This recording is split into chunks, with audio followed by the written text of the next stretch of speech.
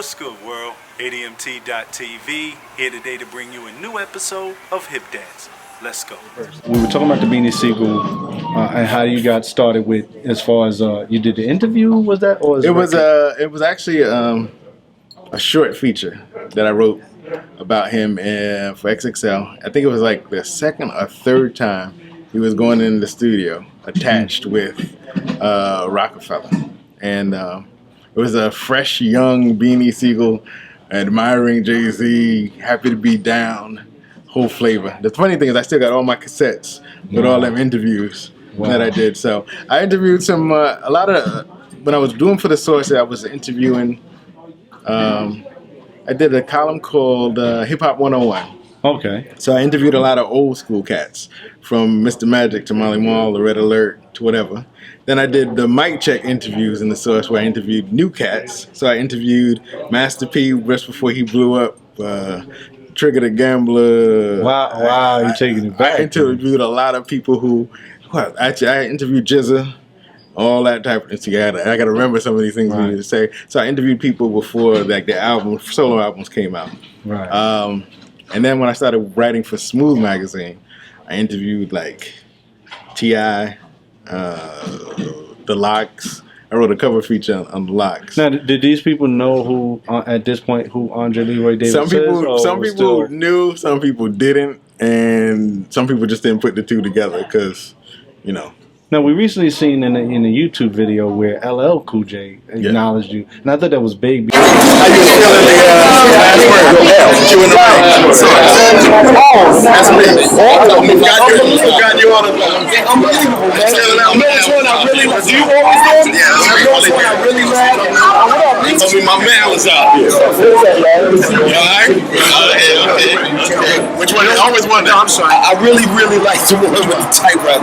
Oh, okay, that was the first one. Was funny. That was fun. I like that one. All right. Go. Your choice is hot. Still talented. Yeah, we got some shit coming out. This is how we get the book. We're going to do a whole book. Yeah, we got interviews. Please hang in. Next slide. I'm running.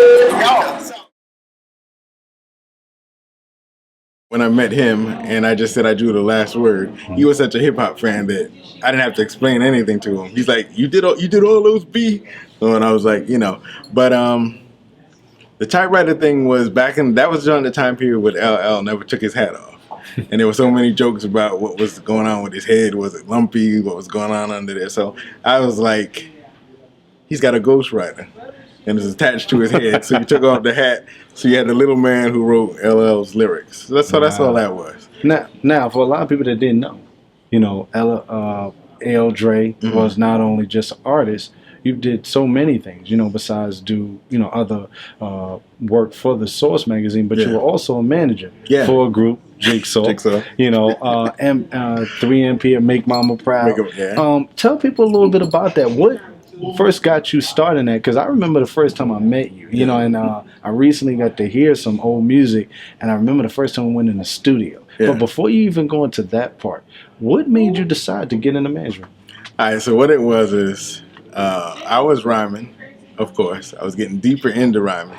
I was making my own little noise with rhyming. I had hooked up with YZ and his 720 Sound Management, and they had a core of people. They had Adolf the Assassin. They had I forgot their names. Hip Hop 101, folks. Yeah, but I forgot their names now. Remember Scott Free, who was with Loud Records? He was part of a group. For some reason, their names is losing me now. So he was building a core. He had the two DJs from Main Source. This large professor had just left. So it was a core of people, and he had heard one or two of my demos. And he was interested in me joining the crew and being down, and it was going that way. But something happened with his whole company, and it went down. So then a friend of mine, Shantina, sent my tapes and stuff to James May. And James May was like, he wanted to get into the whole entertainment management thing. So he reached out to me. He's like, I'm interested in managing you. I was like, I said, I'm cool with that, but you would have to co-manage me with myself. Because I know I know what I want to do. And I said, if you're down with that, let's form a company. And what I want to do is I want to start bringing a whole crew of artists with me, because at that point when I was probably like what 28, 29, I started feeling like I didn't want to be in the front no more. Right. I wasn't as hungry to be in the spotlight rhyming wise. So I was like, all right, I can keep, I can do other things. I can manage. I can produce and do some tracks if I want to. Right. I can take in young heads and tell them all the shit that I had been through trying to get deals and rhyming and stuff when I was hungry. And that's kind of like where it went, more or less where I could get shine, but be in the background and give other people bigger shine. Because I got more, I found I actually had more joy doing that than being in the spotlight. Now, with Smooth Bro O, because he was the one who introduced me to you, and it's crazy how, over the years how me and you got tight. Yeah. And, Smooth Bro was the one who introduced me to you. But how did you know? Well, as you know, but the people don't know, Smooth Bro O, Omar Fobbs, his older brother, Joe, and I went to high school together. Wow. So we would sit in school in writing class and just write little stupid crap. So it was like the summer we got out of high school, started in college. Joe calls me up and is like, yo, listen to this. And he plays a demo of a rap that he had made using the old Mattel.